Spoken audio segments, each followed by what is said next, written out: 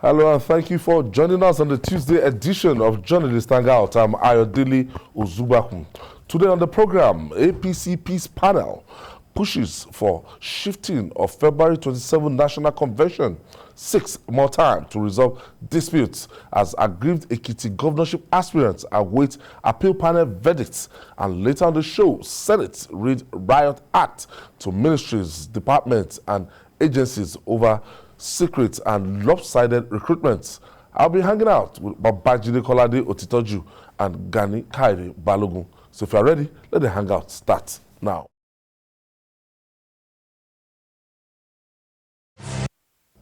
Thank you for staying with us. Let's begin by telling you that more and more aspirants are joining the fray regarding the 2023 presidential race.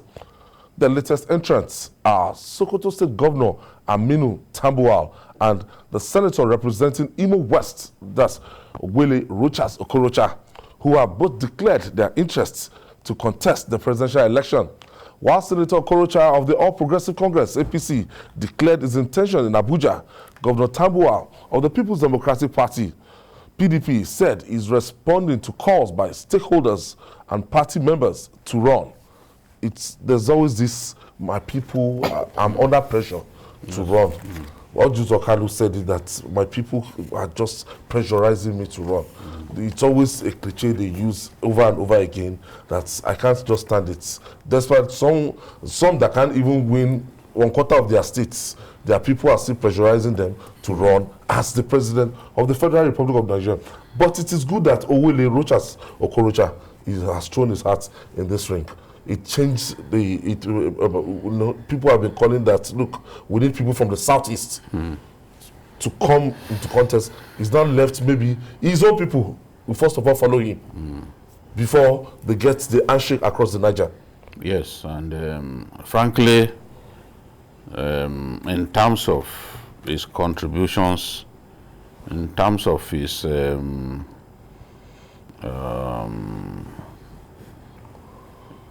the fact that he's not someone you can describe as an ethnic jingoist. No. The fact that he does not put even his own people first. I think someone like Owele, given also his overall knowledge of Nigeria and the fact that he's invested in different parts of the country, I think that extempore is the sort of person that a future Nigeria needs. I'm not saying he's the best for the job, but we need someone who sees the entire Nigeria, you understand, as his constituency. Yes. Owele Rochas Okorocha, when it comes to humanitarian work, I don't think you can count 5 Nigerians who are better than him in terms of what he has done. Not doing for his people alone. There are 13 Rochas Foundation schools that I know, all set up for orphans. Your country, your qualification is you must be an orphan. And he started this thing decades ago. So it's not a question, after he became governor, he started. No, he has been a those schools have been there. Some of those children now, some of them are policemen, some of them are doctors, orphans. Some of those orphans even came from outside our country. Then is also somebody who is successful in business. Talking about property business in Abuja, he is one of the biggest property owners in Abuja in choice areas. Choice areas, in the center of Abuja itself. So when many people were thinking, Abuja will not be a reality, people like Rochas were already investing there.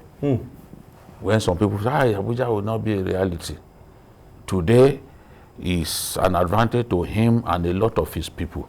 So I congratulate him for throwing his hat in the ring. The more, the merrier. Yes. You know, it will... So Nigerians, we have options. Yes. And to keep saying that, okay, you must go to the east, you must go to the east, Easterners must come out. Yes. We've seen the Ebonyi governor come out. Yes. And the people must support them. Yes, they must support them. When you deny your people support and then come out to say, oh, we are persecuted, they don't like us. It's wrong. You must play the right politics. Not this one that they refer to as Okoro Hausa. Yes. Because the one who brought the APC, output, yes. is the one who brought the APC to that region. That's why it's despised. But this is a man who has built schools in Yola, in all parts of our country. You are stepping out of Lagos, going to Ibadan, you will see his school for the orphans. Just as you're about to enter Ibadan. So this is someone with a cosmopolitan outlook. Is a Nigerian who sees the entire country as his constituency. So let's have more of them. Tambuwa too, you know. I want to ask GKB quickly. Right Honorable Aminu Tambuwa, the former Speaker of the House of Representatives, it's not new to the game at all. He's battle tested. He's two-time governor of Sokoto State now, former Speaker. He ran 4 years ago, but he was defeated by Atiku Abubakar in the PDP primary. I see the same scenario playing, but we don't know the outcome now. We don't know, maybe the dynamics would have changed, but I see another primaries that we have Atiku and Tambuwa on the same ballots as aspirants wanting to become candidates. Yeah, but as of today, it's an open field in the PDP. That they've not zoned the presidency to any particular place. So anybody can come out and aspire. And that, of course, gives people like Tambuwa a clear lead. Because don't forget, like Atiku, Tambuwa has been trying to get this for the last 8 years. They thought he was going to progress from being the speaker to the president. But that didn't work out for obvious reasons. And he had to go back and become a governor. But like you said, I'm more impressed with the quality of people trying to come out. I'm not really a big fan of the people who have always, their CV only reads the fact that they have political positions. That to me is the downside in all this. We need people who have made it in the private sector, who stopped giving us theories, stop giving us motivational speech, and put their heart in the ring. Let the people who have made money, who have been productive in a converted comma, basically, to come out and tell us, I want to lead. I've been successful in business, I want to be successful in governance. That's the next step. Most people all over the world, the American system, as you know, poach people like that from the industries. I say, look, I want you to be governor, I want to go to Senate for us. Don't forget that Nigeria Ford was not part of the ticket, and yet he became president. And he was running from the public sector, private sector. That's what I'm looking forward to. People like Tambuwa, people like Korocha are what we call the usual suspects.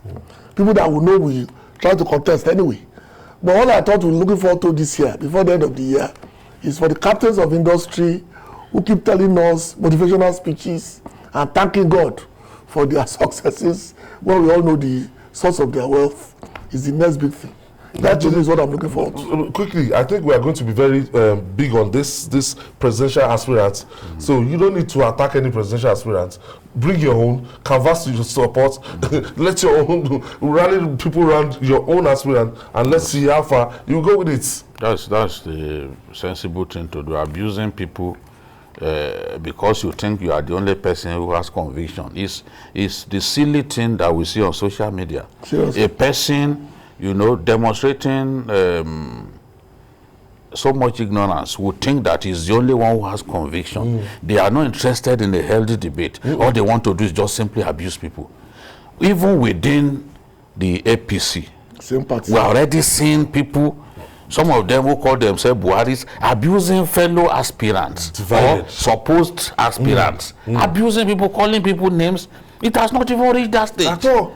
You're already abusing people. What kind of people are you? Support your candidate. Support your candidate. Show us how your candidate is better than anyone in the race. Don't abuse people. It makes no sense to abuse people. So even from within the same party.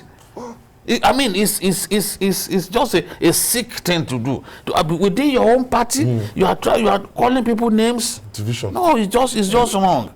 It's just wrong. And then what will you do if they now emerge as the candidate of the party? Are you going to swallow back all those things? All right, the crisis rocking the ruling All Progressive Congress APC has shown no sign of abating. As the National Reconciliation Committee set up to resolve the crisis in several states has failed to complete its task, putting the February 27th date for the National Convention in doubt.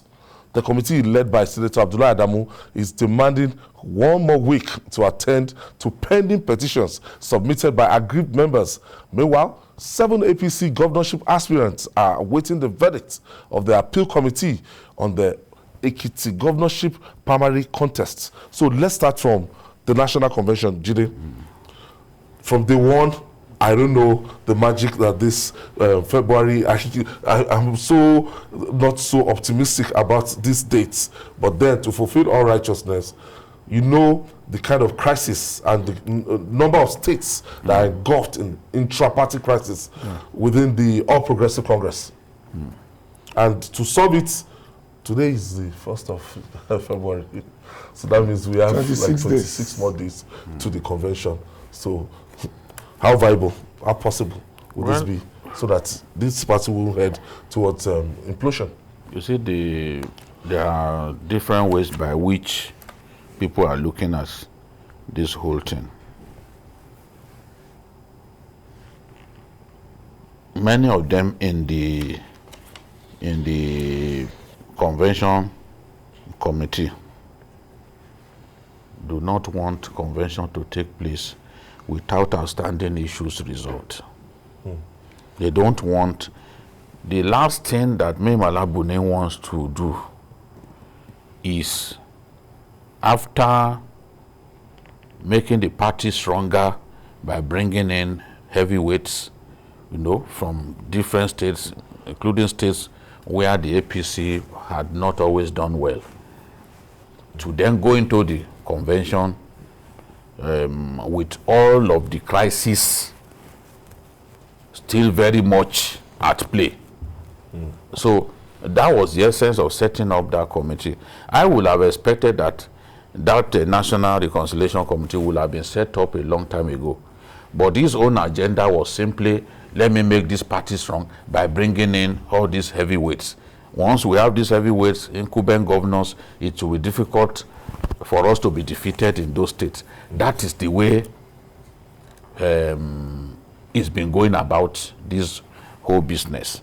Now, we've said repeatedly that you must resolve outstanding issues. Some of those issues date back to 2015. Deep-rooted. Before the 2015 election.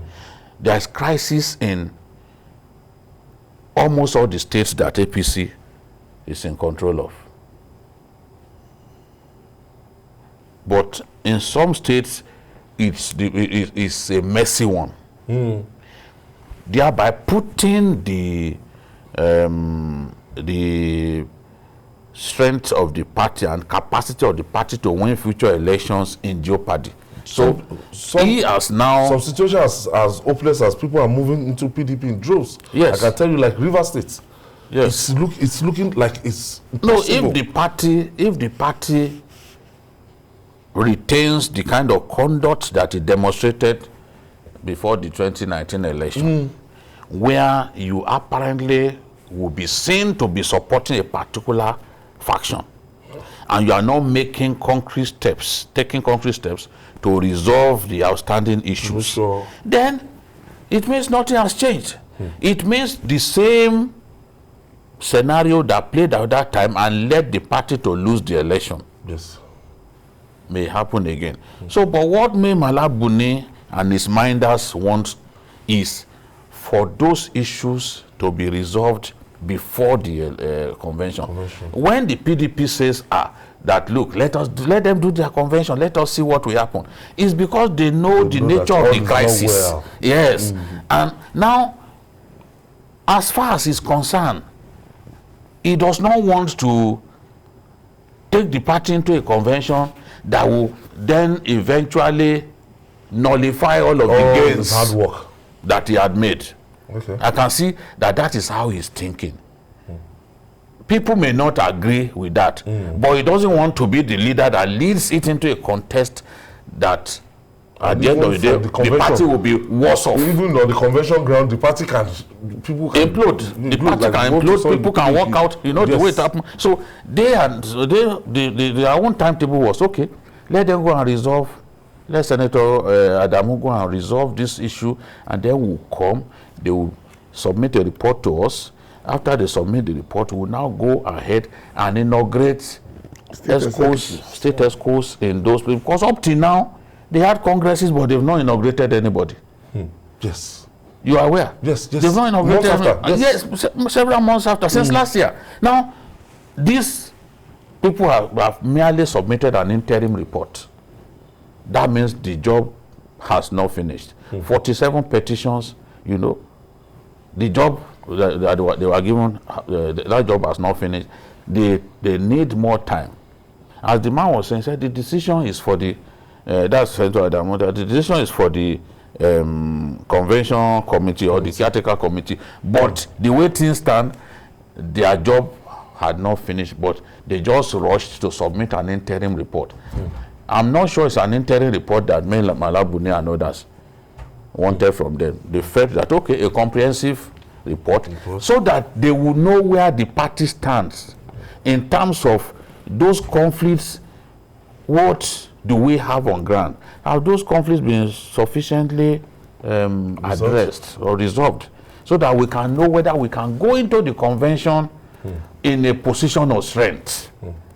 Not that we do convention and that will be where Kasala will burst.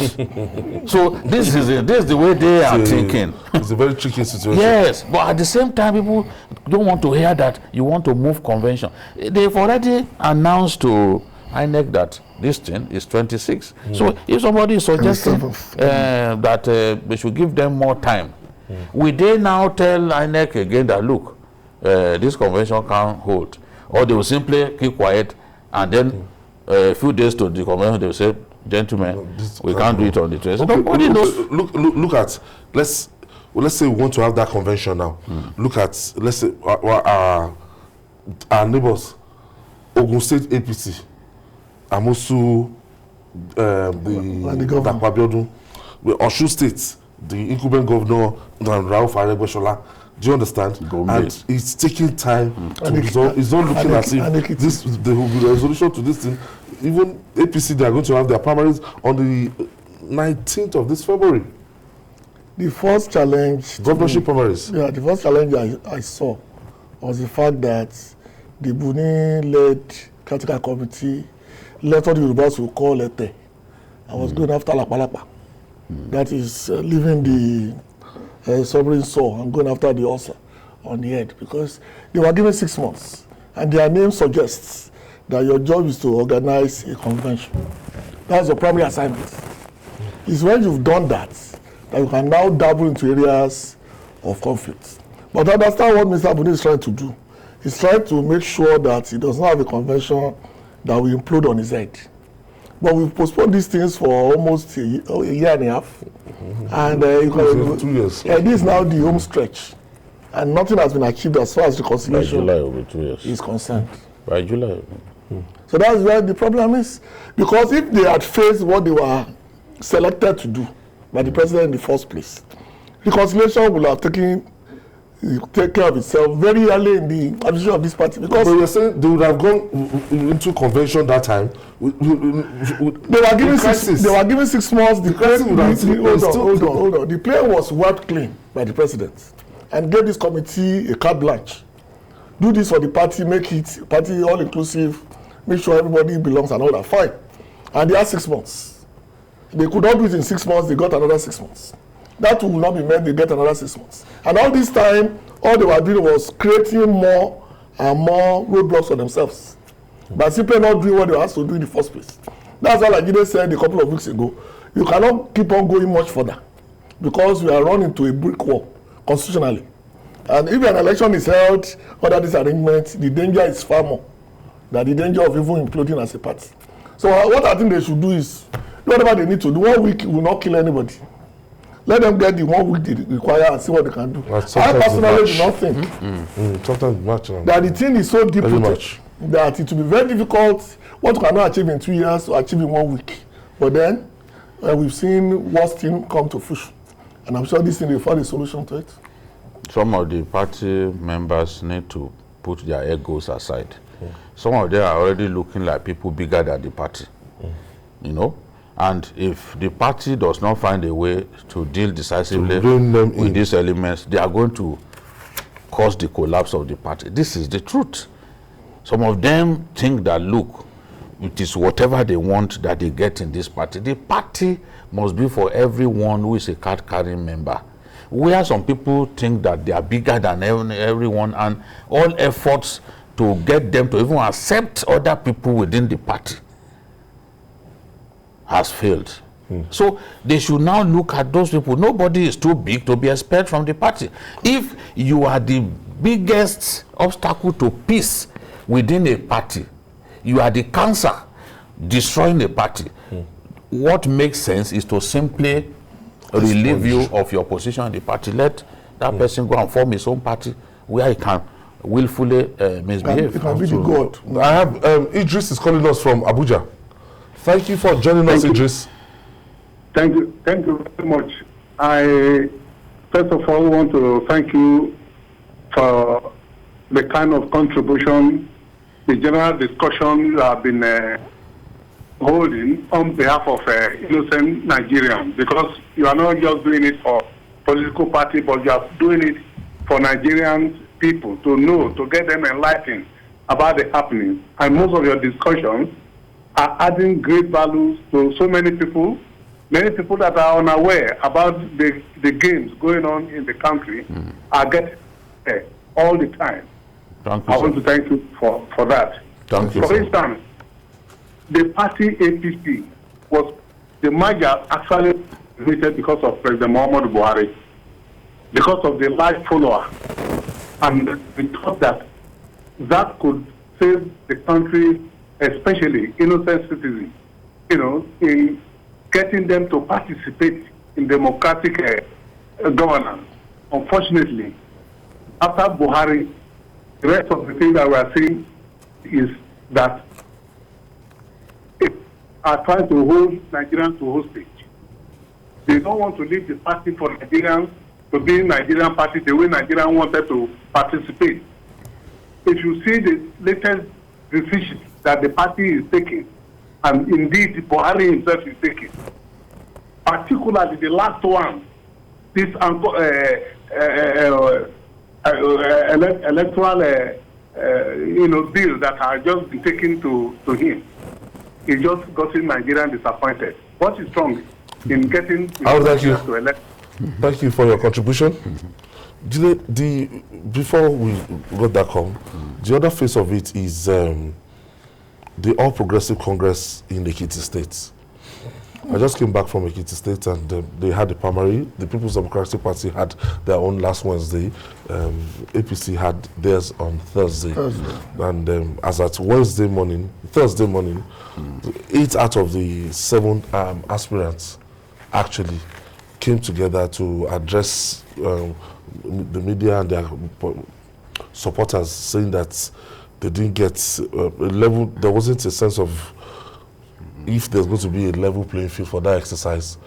They couldn't boycott the exercise because I think the Electoral Acts, the implication ultimately, if they had announced a boycott, to go to courts or to challenge it, but they said they lost confidence. They announced that they lost confidence in that process early in the morning. That's as early as 9 a.m. in the morning. But going to other police stations, they were still having the primaries. What do you make of the Ekiti situation? We had this 4 years ago. Don't forget, this was against like 24 people against Kayode Fayemi, and it was the same scenario, and they had their primaries 2 times, but fortunately they were able to mend defenses before the election. In this case, I didn't witness the election proper, but I've seen videos, and I hope the producer will be gracious to play some videos that will show to us the turnout and the excitement on the faces of people as they were moving around and casting their ballots on the day. You see, we have to admit to one thing. We are a sitting governor. I've always talked about the excesses of governors. Let me just pause you a little bit. Let's take this commercial break. When we come back, we'll talk more. We're still on Ekiti State. We'll be back after this time out.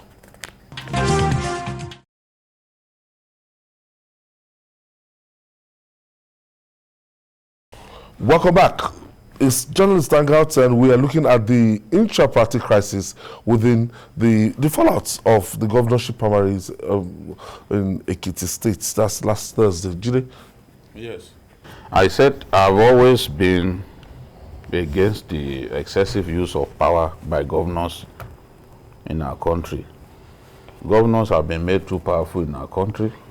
They literally behave like they own these parties.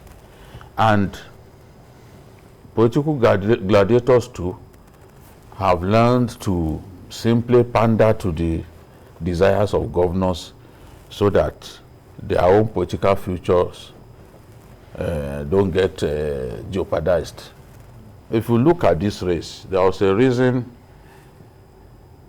why I said that Biodun Abayomi Oyebanji will win the contest, and I made that prediction twice. No matter how you look at it, he will still have won. I admit that the process can be made more transparent, and where you fail to make the process as transparent as possible, even if you win genuinely, people will complain, and they have the right to complain. But a situation in which all of the councillors in the 177 wards are supporting a particular candidate. All the local government chairmen supporting a candidate. Wow. Out of 6 House of Reps members, 5 are supporting a candidate. 1 senator supporting a candidate. House of Assembly members, apart from the person that died, all supporting a candidate. It is the governor who has found a way to get everyone to queue behind his candidate. We've seen it. I gave the example here when Senator Tokunbo Afukuyomi and Ghost contested for the Senate seat. The primaries were held at Agege Women Development Center. The moment it became clear that Afukuyomi was the candidate of Asiwaju, you knew that there was no way Ghost would have won. Even at that time, you queue behind your candidate, and the governor queued behind his candidate. Won't people fall in? This is what we see. The governor of Ekiti, I don't know how he did it, but once he made declare that this was his candidate, and they could see from his body language, people on their own. Okay, look at this example. Niyi Adebayo, the minister, and Okpeyemi Bamidele, they are from the same hometown of Inyi. Yet, significantly, Niyi supported the governor's candidate against his own brother from Ikogosi, against his own brother from Inyi, and supported someone from Ikogosi. These things that I'm saying, these facts that I'm reeling out, are significant because there's no way councillors, when it comes to mobilizing at grassroots level, they are number 1. And if you have an overwhelming majority of them on your side, you will win any election. Why do you think in Lagos, the local government election is extremely important? Because they know that those are the people from the grassroots, those are the people. They control the voters. Yeah. How do you win the contest when it's already skewed in favor of the governor and his people? when the people who should even help you to mobilize people at grassroots so that you win, they are already going in one direction. So I don't know some of the things that they did that compromised the process. But one thing that I know is the way, in terms of the way the election went, and I've even read the report of an NGO. I think Wale and the rest of them, NGO, that said, look, this thing was free and fair. What they are complaining about the most is that the people who ran the contest, who organized it, were the governor's people and the supporters of Bao. Yes, but in terms of whether people came out or exercised their franchise, that was crystal clear. When I asked Dr. Kai Ifeanyi, say, I thought you are one of the protagonists or antagonists of indirect primaries. How come at the end of the day Ekiti State is having their primaries and you now say APC Ekiti State, you now opted, or because all the aspirants, they supported the direct primaries? And how come you now told me that if you are on ground, it's easier for you to win with direct primaries? That indirect primaries, it might just be a pay-as-you-go thing. That if you have this structure that Jide has said, it's not something you come 6 months before the election and you say you want to contest. No. If you have the grassroots structure. Now, I now discovered that some polling units, they didn't have the presence of the agents of these other aspirants. Some did not have at all. Some just had the agent of Bao, and I saw long stretch of line. One thing you cannot controvert is the fact that everywhere you went to, there was this long queue, and they were all shouting, Bao, Bao, Bao. Yes, I was... Maybe there was an instruction for the candidate of, for the supporters of other aspirants not to come out. I don't know, but everywhere you go... No, but they still voted. They still got votes. And people voted irrespective of whatever they said in the morning. I was passing through Ekiti on my way to Kaba on that very day, and we were worried that things were going to go south. But what we saw was very peaceful, because you have to pass even through Ekiti, as you know, because we are coming from Malaysia to go through the road. And then something struck me that, well, fine, maybe the way to the market is not very, it's not done, but ultimately you will get to the market anyway. But I expected the governor, in his wisdom, to have called these people and work on the process. Because like Gide said, what I saw on my way through Ekiti was the fact that there was no sign that there will be trouble. Because you have to park and ask questions. Have you not done election today? Yeah, they said they're in the primary school. And I said, well, I won't fight. They said, no, that everybody is there. That's why everywhere is empty. Everybody who is a member of the party had gone to do their duty. I think that's where the problem lies. Perception is reality. And if you are not very careful, even though you will win, that's why I always use the Ekweme Obasanjo example in 1999 as a test case. When you are doing things like that, it's obvious that A will win. But that party went out of its way to create the illusion that everything is free and fair. They have the figures, they have the numbers. But still with that, they let everybody saw exactly what they are capable. I thought that's what Governor Fayemi was going to do. You have the numbers, you have the delegates, you have the direct primaries, people are with you. Why not allow it to be open in such a manner that, because like you just said, no matter what you do, some people will still complain. No. You cannot get away from that. But what you do is that don't give them the ammunition to now stain you over what obviously is what they are going to do. That to me is the danger that we face. They were saying that even some of the candidates, that the result sheets had been released overnight, and that some of those results were written and all that.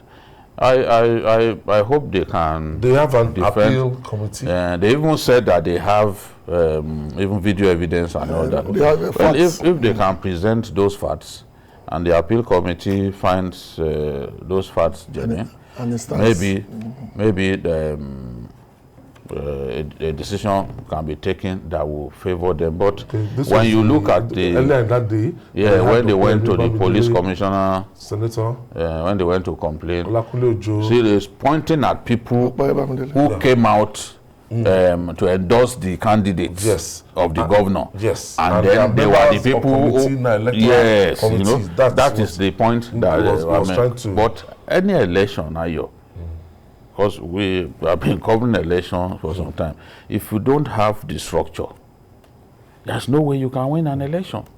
And the structures that we are talking about, these councillors, you know, every strata of the party, you need to have your people. And how was Fayose and his candidate? We'll talk about that. Ike is calling us from Jos. Thank you for joining us, Ike. Thank you.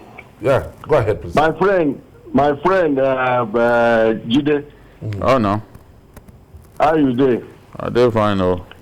You just dodge one truth this afternoon, this evening, and the thing will get as it be. You dodge one truth. You know very well that the governors are so powerful because they have the cash. People are hungry. So why do you think that if if Asuwaju comes out and I will not be behind him, or if Rocha comes out, I will not be behind him? Because they get money. You hide the truth somehow because you know it's not money alone. It's not money alone. It's money. Let me explain. Let me explain to you while you wait. You see? All right. Where Fayose, for example, has not got money. But how was he able to get his candidate to win? To the point that even a sitting governor who does not like him was outfoxed. In that place, they use automatic and statutory delegates. The automatic delegates are ESCOs of the party at ward and local government level and state level. Now, who installed all of those ESCOs in all the 177 wards? It is the same Fayose, and his candidate was the chairman presiding over the affairs of the party in the state. That is what is called structure. In this case now, when I talked about the governor, I said he managed to get people to know that this is candidate, and talking about it is also the governor's people that were running the party at every level in that state. Go and find out. So if the governor installed his people at the councillorship level, don't forget, it's not a general election. How do you want to unseat them? Because they are the people who organize the grassroots. They are the people through whom you even send money. You can have money if you don't have the structure to even get the money across to the people who would vote for you. You will not win an election. It's as simple as that. All right, thank you. Because something happened a day before when Governor Udom Manuel actually presided over the one of PDP. Very transparent exercise. But they were complaining about the list. And he allowed the candidates, for the first time, aspirants, to talk about, because he took charge of the accreditation process. Okay, oversaw it. From registration. From 8 a.m. in the morning down to the time of voting, and they made sure that nothing was slipped in. And they asked the aspirant at the end of the day, please talk one by one. They gave Shegun the microphone, and he said, I'm okay. Do you have any complaint? He said, I have complaint. Say your complaint. And Udom Mandana said, look, this list, I just got it from Abuja 24 hours ago. It is not my making, it is not my problem. The former professor, the former deputy governor, Eleka said he has a problem with the hall. Udom Manuel said, I didn't build this hall. I did not choose this place. Please, anything that will stop us from on this list. That's what I want to know. So when they won the election, Shegun Oni congratulated the winner. Yes, but at the same time, the next day, the same Shegun Oni was saying the system is flawed. In fact, he said that we are going to work hard to make Kolawole win the election. He pledged support. So later on, when I started hearing that, I said, they've talked to this man. This is the nature of our politics. There is no way, given the structure, given that, why do people struggle to control structures? Because they know that with the structures, they are home and dry. With the structures, family in Fayose's hands. Yes. The only way. That list, that came from Abuja. Yes, it because just, the party decided that they will not allow for special delegates anymore. Yes. If they had allowed for special delegates, they cancelled the Congress that was held earlier. Yeah, when you even cancel that one, that means the old list. The old ESCO will now subsist. You understand? Okay. So the statutory delegates, they are not as many as the automatic delegates, because statutory delegates are simply people who have held elective positions or even appointed positions. But ESCO, from ward level, 177 wards. Chairman, secretary, all of them. Even local government. Ado Ekiti alone has 14 ESCO members, and they are his people. So he had already dominated the contest before going into it. Alone. When they were saying, that people were showing him this thing, how many people were showing him? In spite of that, Onesti scored more than 300 votes. So that means it's not everybody that showed him. We still need to get to this. Let's take this breather. We'll be right back after this time out. Please stay with us.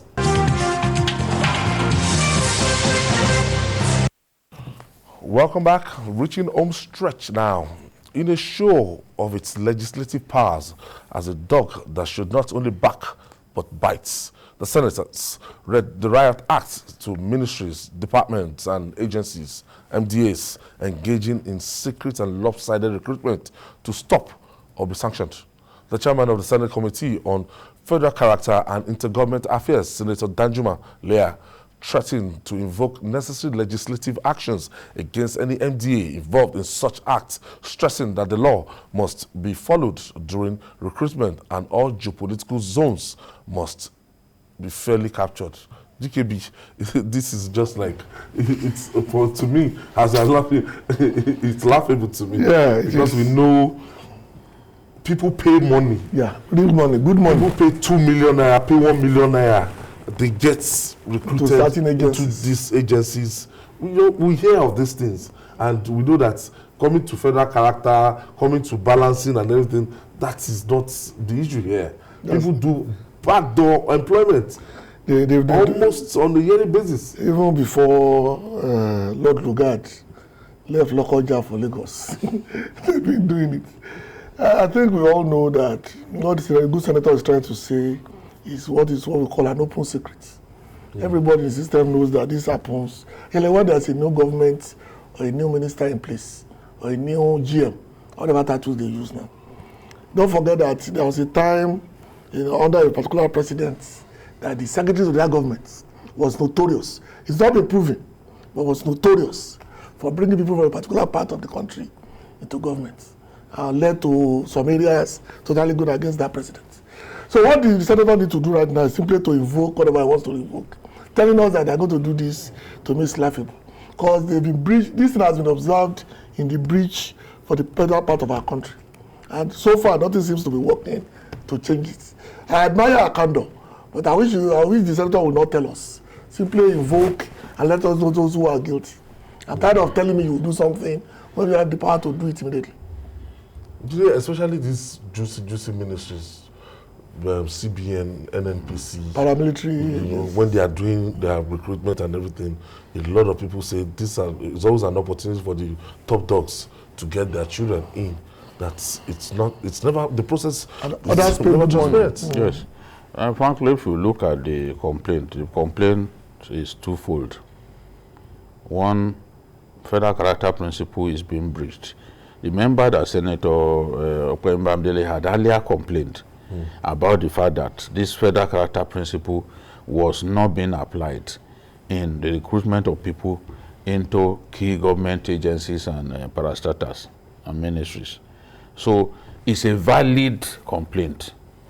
Why did we institute the federal character principle if we will not abide by it? Why are we bypassing it? This is how we are weakening the bond of unity between us as a people.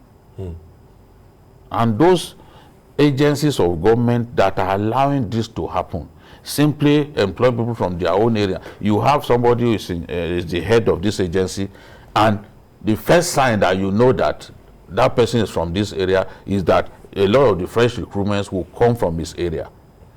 They are weakening the fabric of unity that held us together as a country.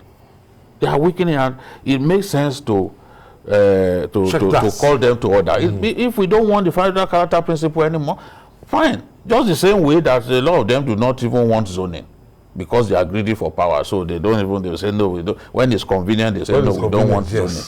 You know? So that has to be addressed.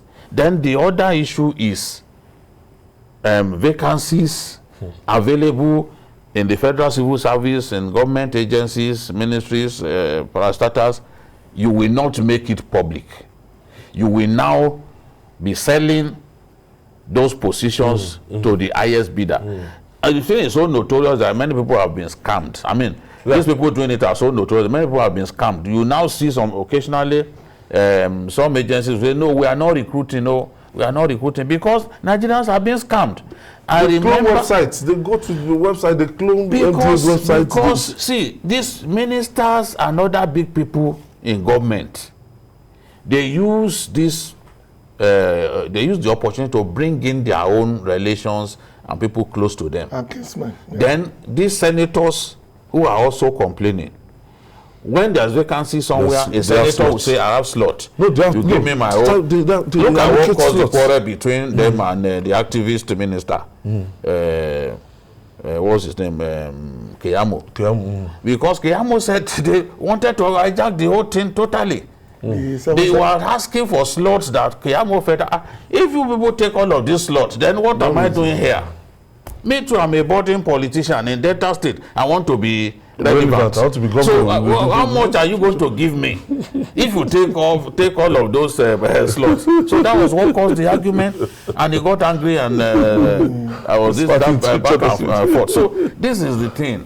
You remember the senator representing Borno South, Ndume? Yes. He said that the wage bill of the Federal Civil Service was going up every year. The overhead was going up every year. And he said, oh, yet you talk about an embargo on employment. So how is it happening? It must be because secretly people are being recruited through the back door. Because if there is embargo, then why is wage bill going down? Yes. People will retire. You say there is embargo. People will retire. People will die. Every year, this overhead is going up. What is happening? There are a lot of secret and illegal recruitments going on, shutting out some of the brightest that we can find, and all of just them to bring in their own people. And all of them are involved. No, they are involved. The Senate and the House slots. The House slots. Somebody even cracked a joke that when is the job of 10,000, 18,000, this was for the masses. When is CBN? When is DMO? Yes. Don't forget the old joke about a man who applied for a job. Even NPC, despite how unproductive they are, it's still one of the finest places to work. Remember that joke now about the guys? They may not be able to produce. They may be running at a loss, but the emolument of refined petrol. This guy went for an interview for a job, and the man who interviewed him, they wrote the application together. That means the man they wrote the application, the job is already filled. So he went back in and said, I want to know how far. They had already employed the person. The man he was talking to was with him the day they wrote the employment exam. These things are that bad.